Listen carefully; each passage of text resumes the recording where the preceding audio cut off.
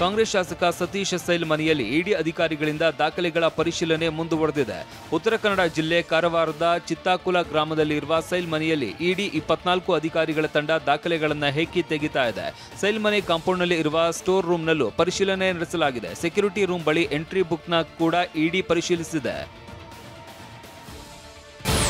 Hospitality ಕ್ಷೇತ್ರದಲ್ಲಿ ಜಾಗತಿಕ ವೃತ್ತಿಯ ಕನಸು ಇದೆಯಾ? ಜಾಗತಿಕ ಅಧ್ಯಯನ ಉದ್ಯೋಗ ಅವಕಾಶಗಳೊಂದಿಗೆ ಭಾರತದ ನಂಬರ್ 1 IIHM-ನಲ್ಲಿ ಓದಿ. ಪ್ರವೇಶ ಆರಂಭವಾಗಿದೆ. ಈಗಲೇ ಸೇರಿ.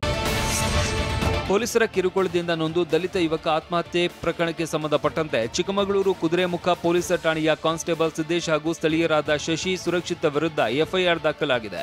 ತಮ್ಮ ಎಣ್ಣೆ ಪಾರ್ಟಿ ವಿಡಿಯೋ ಚಿತ್ರೀಕರಣ ಮಾಡಲಾಗಿದೆ ಅಂತ ಆರೋಪಿಗಳು ನಾಗೇಶ್ ಮೇಲೆ ಹಲ್ಲೆ ಮಾಡಿದ್ರು. ಬಳಿಕ ಆತ ಡೆತ್ ನೋಟ್ ಬರೆದಿಟ್ಟು ಆತ್ಮಹತ್ಯೆಗೆ ಶರಣಾಗಿದ್ದ.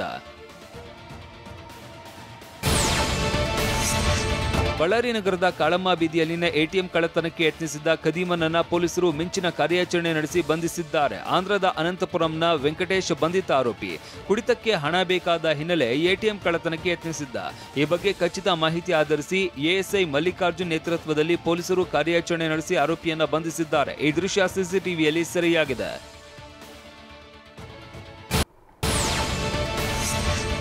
ಬೀದಿ ನಾಯಿಗಳನ್ನ ಶೆಲ್ಟರ್ಗಳಲ್ಲಿ ಹಾಕಬೇಕು ಅಂತ ಸುಪ್ರೀಂ ಕೋರ್ಟ್ ಆದೇಶದ ಬಗ್ಗೆ ಭಾರಿ ಚರ್ಚೆ ಆಗ್ತಾ ಇದೆ. ಸುಪ್ರೀಂ ಕೋರ್ಟ್ ಆದೇಶ ಬಗ್ಗೆ ದೇಶದಾದ್ಯಂತ ಪರ ಹಾಗೂ ವಿರುದ್ಧದ ಚರ್ಚೆ ನಡೀತಾ ಇದೆ. ಇದರ ಬೆನ್ನಲ್ಲೇ ಈಗ ಪಶ್ಚಿಮ ಬಂಗಾಳದ ರಾಜಧಾನಿ ಕೋಲ್ಕತ್ತಾದಲ್ಲಿ ಇರುವ NGO ಒಂದು ಬೀದಿ ನಾಯಿಗಳ ರಕ್ಷಣೆಗೆ ಮುಂದಾಗಿದೆ. ಈಗಾಗಲೇ ನೂರಾರು ನಾಯಿಗಳನ್ನ ಹಿಡಿದು ತಂದು ಡಾಗ್ ಶೆಲ್ಟರ್ನಲ್ಲಿ ಹಾಕಿದೆ.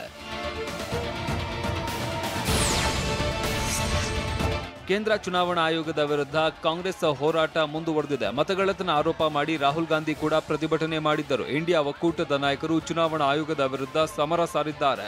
ನಿನ್ನೆ ಪ್ರತಿಭಟನೆಯ ಅಖಾಡಕ್ಕೆ ಇಳಿದ ಯುವ ಕಾಂಗ್ರೆಸ್ ಸದಸ್ಯರು ದೆಹಲಿಯಲ್ಲಿ ಇರುವ ಚುನಾವಣಾ ಆಯೋಗದ ಕಚೇರಿಗೆ ಮುತ್ತಿಗೆ ಹಾಕಿದ್ರು. ಮತಗಳ್ಳತನ ಕಚೇರಿ ಅಂತ ಬರೆದಿರುವ ಬ್ಯಾನರ್ ಅನ್ನ ಆಯೋಗದ ಗೇಟ್ಗೆ ನೇತು ಹಾಕಿ ಆಕ್ರೋಶ ಹೊರಹಾಕಿದ್ರು.